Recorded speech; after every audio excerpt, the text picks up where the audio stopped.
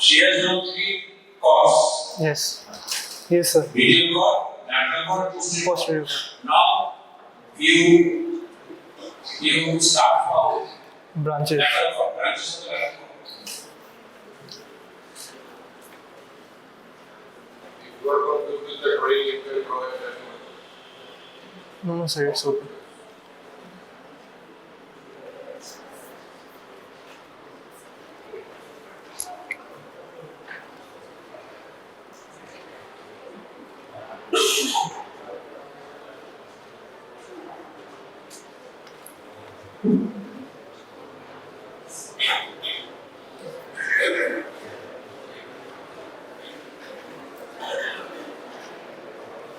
So there are three lateral cords: lateral pectoral cord, and musculocutaneous cord, and lateral cord of median nerve.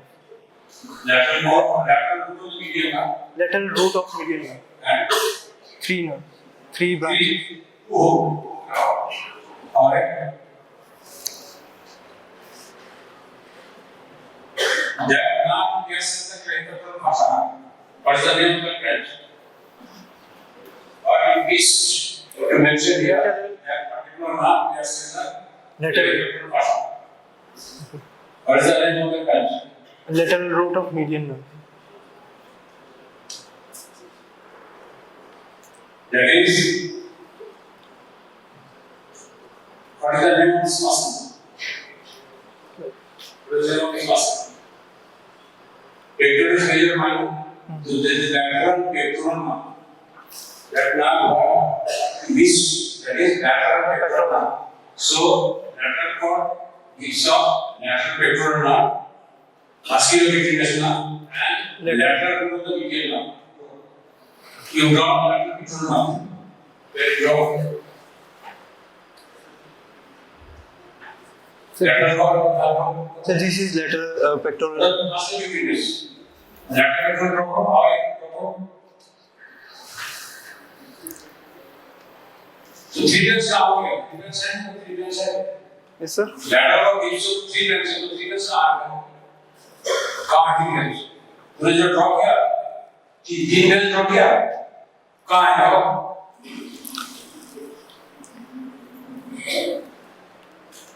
अच्छा student.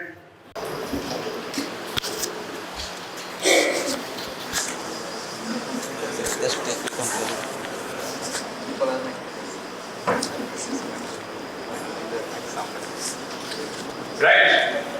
From medial root, from medial to medial root, and from lateral root, with of the median nerve. Right? From the this is the medial root. Now branches from the medial root. What are the branches from the medial root? There are 5 branches. What are the?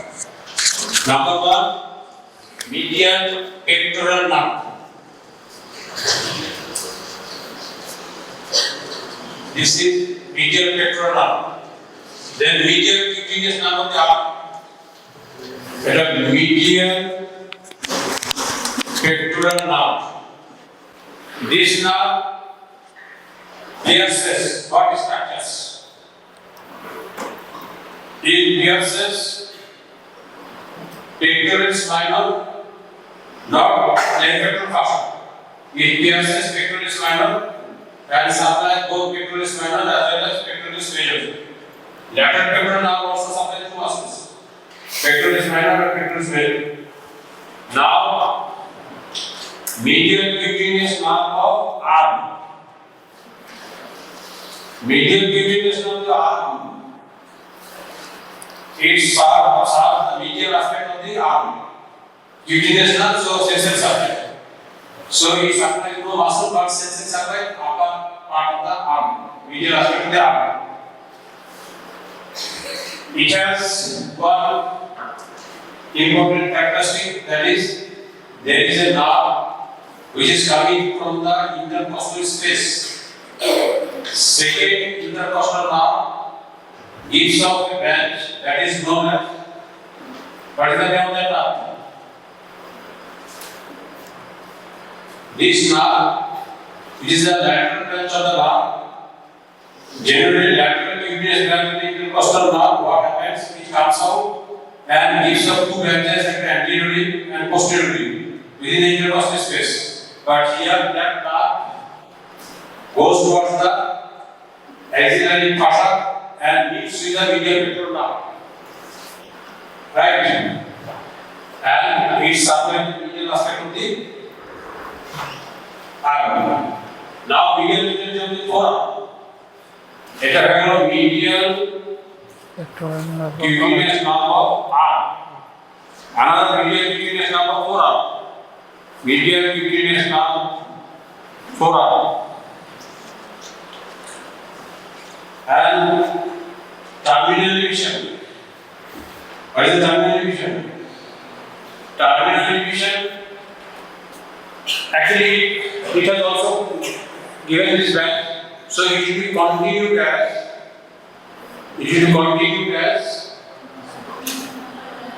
ulnar. Current active mature 1, 2, 3, 4, and this is the 5. Right?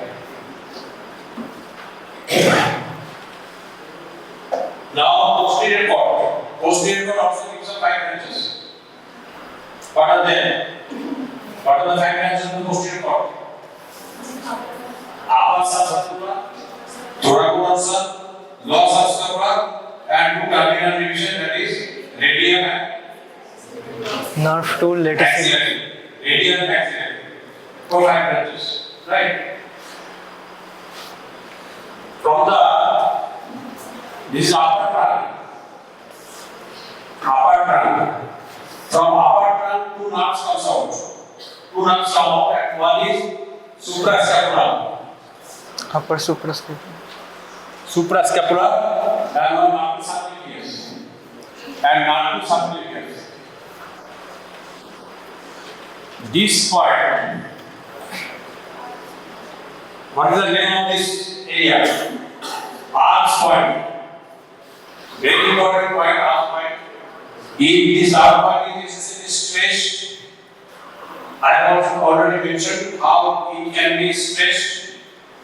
So now you have to see if that point is involved, what are the nerves that will be involved.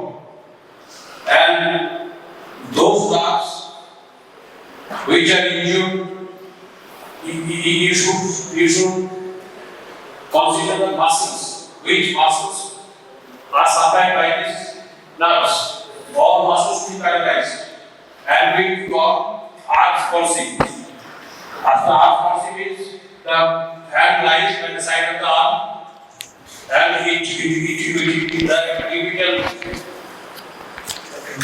will be extended, and it is going medially rotated. Right? Now,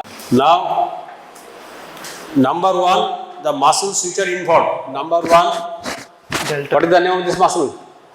Deltoid.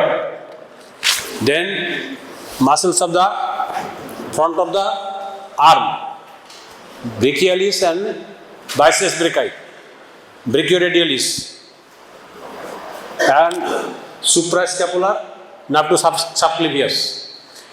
As suprascapular nerve supplies supraspinatus muscle, and you know supraspinatus muscle helps in the abduction of the arm, abduction of the extremity, upper extremity, so you will not be able to raise. So it will be the opposite direction will draw the arm towards the body wall, so it will remain like this. Now biceps as well as supinator muscle also involved. So as supinator and biceps also act as supination, so hand will be pronated. Biceps not only supinates but it also flexes. So flexor is gone, that means unopposed action of the extensors will extend the elbow joint. So elbow joint remain extended and pronated. Right? And long flexors, long flexors also involved. So as long flexor has been involved. So what will happen? What will happen? Number one, pronation, and another action. This wrist joint will be what will happen? Punishment tips, hand like this and like this. Now here you see the suprascapular nerve subclavius and 5-6 roots. 5-6 roots. I have already told you the root value of the nerves. The root value of the nerves, 3 long nerves. Number one, radial nerve, median nerve. They are carrying all the fibers from 5 segments. So C5, 6, 7, 8, T1. It is a root value of the median nerve. Root value of the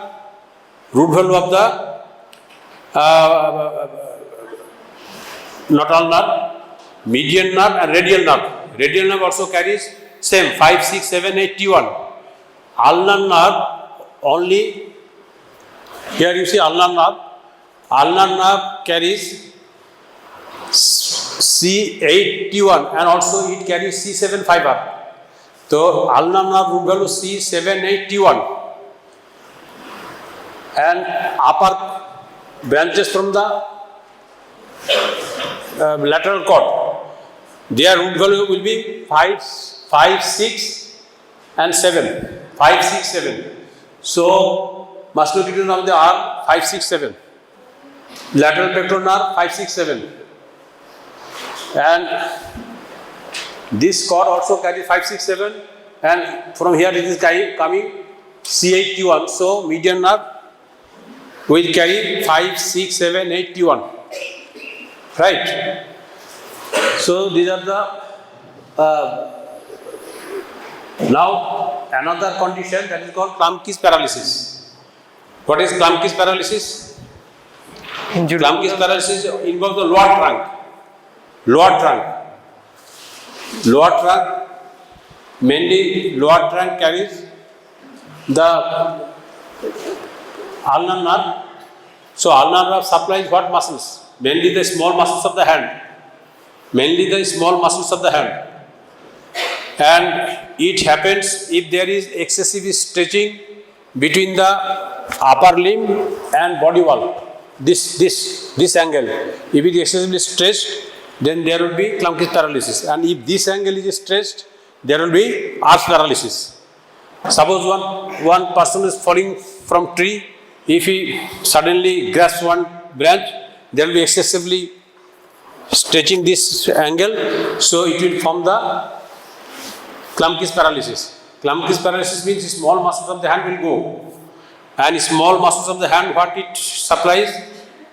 Lumbricals, interossei, and there are some thinner muscles, hypothenar muscles, all will be injured. Now these muscles normally forms flexion of the metacarpophalangeal joint and extensor of the interphalangeal joints. It is normal happening. If there is abnormal happening, the just opposite. Flexion will be hyperextended and extended interphalangeal will be flexed. So like this. This pollex means thumb will not be injured. Thumb will remain as it is. Only medial 4 fingers will show these changes. This is called claw hand. So Klumpke's paralysis will form claw hands. And another thing will happen. T1 nerve, I forgot to mention that day. T1 nerve carries sympathetic component. You know, our sympathetic nerve is coming from lateral hot cells, and that is from thoracic segment and upper two lumbar segment, but T1 to L2. T1 to L2. Today I draw this picture.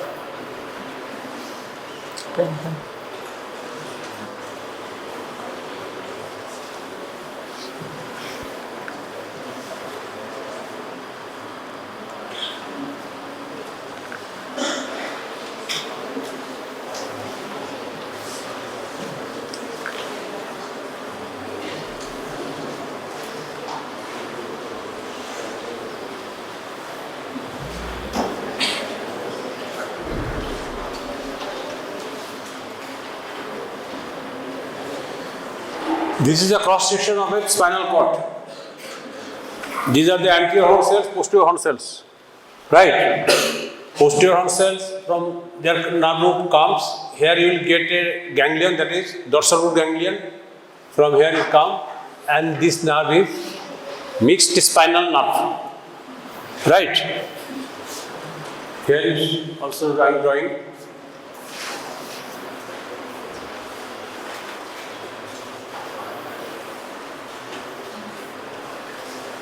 That is spinal nerve again divided into ventral nemi and dorsal nemi. This is the dorsal nemi. This is the ventral nemi. Dorsal nemi will never form any plexus. You remember, dorsal nemi will never form any plexus. Only anterior nemi or ventral nemi will form plexus.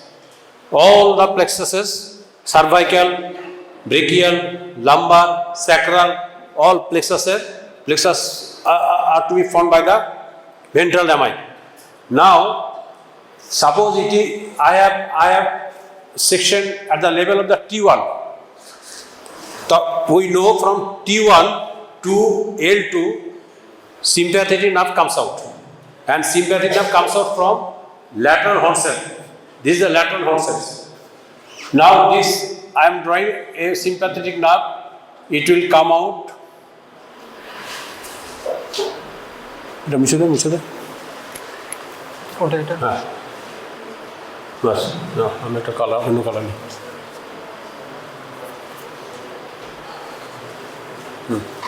now sympathetic nerve will come out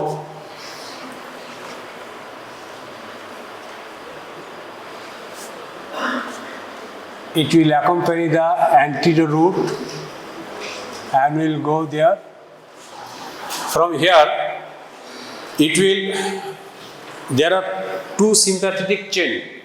That is called, there are two sympathetic chain on either side on the lateral aspect of the vertebral column.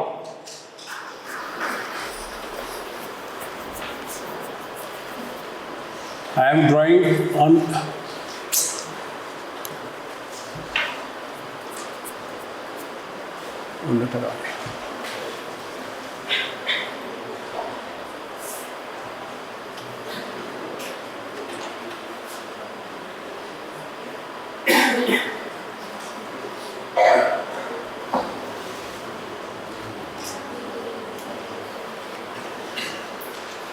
now this nerve, sympathetic nerve,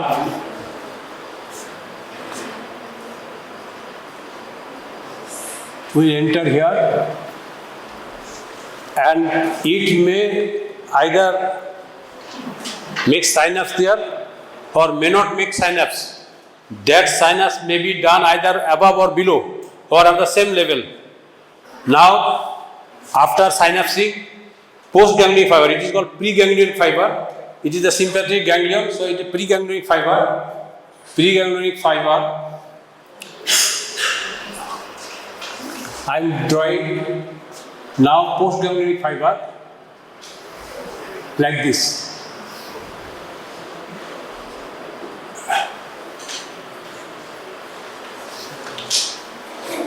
Here you see, there are two roots here. By two roots, the sympathetic nerve is attached to the ganglion. One is preganglionic fiber red one is preganglionic fiber. After synapsing here, it gives a postganglionic fiber. This postganglionic fiber will supply many structures. Suppose there is a syndrome that is not Horner syndrome. When I am trying to explain Horner syndrome. Horner syndrome, now this postganglionic fiber will move upwards, and there are 22 ganglia. There are 22 ganglia, sympathetic ganglia. Out of 22, 3 superior, medial and inferior cervical ganglia lies at the level of the neck. So this postganglionic fiber will go up to the superior cervical ganglia, and from there it will supply the structures of the head and neck. Now, what are the symptoms that constitute Horner syndrome? Horner syndrome pains, there will be constriction of the pupil. There will be constriction of the pupil. You know, when sympathetic nerve will be stimulated, what will be the effect on the pupil, aperture of the pupil? It will dilate or it will constrict. If sympathetic nerve is stimulated, you know the word fight or flight. When sympathetic nerve will be stimulated, what will be the effects of that? Number one, suppose suddenly you encounter some tiger in the forest. What will you do? If you are strong enough, either you will fight, or if you see that it is stronger than you, so you will fly. Now, what will be the changes at that time when sympathetic nerve will be stimulated? Number one, your pupil will dilate or constrict. Your pupil will dilate because more light is necessary to see the thing clearly. So pupil will dilate. Then the opposite thing will happen, because here the sympathetic nerve has been damaged. So opposite thing will happen. That is, there will be constriction of the pupil. Right. Now, there is a muscle in the eyeball, that is Muller's muscle. Muller's muscle. Another muscle is there. This is the upper eyelid. So within upper eyelid, some involuntary muscles are there. That is levator palpebral superior is involuntary part. That will be involved. If that involuntary muscle is involved, then there will be drooping of eyelid. Eyelid are droop kore jabe. And your eye, because of the paralysis of the Muller's muscle, your eye will be shrunken. চোখটা একটু ভিতরে ঢুকে যাবে। চোখটা ভিতরে ঢুকে গেলে automatically খানিকটা আপার আইলিড নেমে আসে। তাহলে হবে, এটাকে বলা হয় এনপথ্যালমাস। এই কন্ডিশনটার নাম হচ্ছে এনপথ্যালমস, মানে শাঙ্কেন of the eyeball.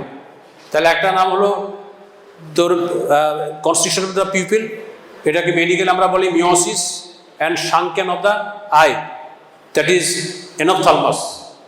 And sympathetic nerve যখন হাইপার স্টিমুলেটেড হয়ে যায়, তখন ঘাম বেশি হয় না কম হয়? সিম্প্যাথেটিক ঘাম বেশি হবে না কম হবে? ভয়ে তোর ঘাম কমে যায় না বেড়ে যায়? হ্যাঁ, শীতের দিনে হোক যাই হোক তো ঘামবি। সিম্প্যাথেটিক ওভার স্টিমুলেটেড হলে তো ঘামবি, শীতের দিনেও ঘামবি। তাহলে সিম্প্যাথেটিক যদি ড্যামেজ হয়ে যায় তাহলে ঘাম হবে না, তারপর অ্যানহাইড্রোসিস। হ্যাঁ, তাহলে হাফ পোর্শনে দেখবি no sweating.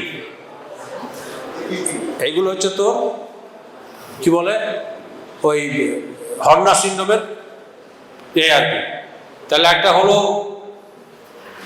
Meiosis, হেনোপথ্যালমাস, and half পার্টে হবে অ্যানহাইড্রোসিস, ঘাম হবে না।